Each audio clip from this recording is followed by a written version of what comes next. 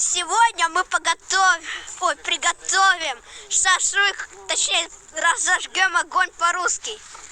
Да. Русские, и покажем, как русские готовят. Начинаем. Будем жарить хлеб. Хлеб очень вкусный, жареный. Он очень вкусный. А как это? Сейчас будет дымовая завеса, отойди. Отходим, дымовая. Да Лёль, дымуха сейчас будет. Дымуха. Да Лёль, не надо. Сок, сейчас. Давайте дымок. Да когда будет это уже? Ждем. Да Лёль, не мешай. Да Лёль, сейчас зажгется. Убери.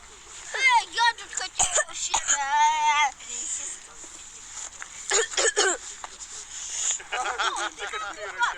Там дымовая завеса. Мы просто сейчас на шашлыках. Ужас какой. Мы сейчас на шашлыки сегодня приехали.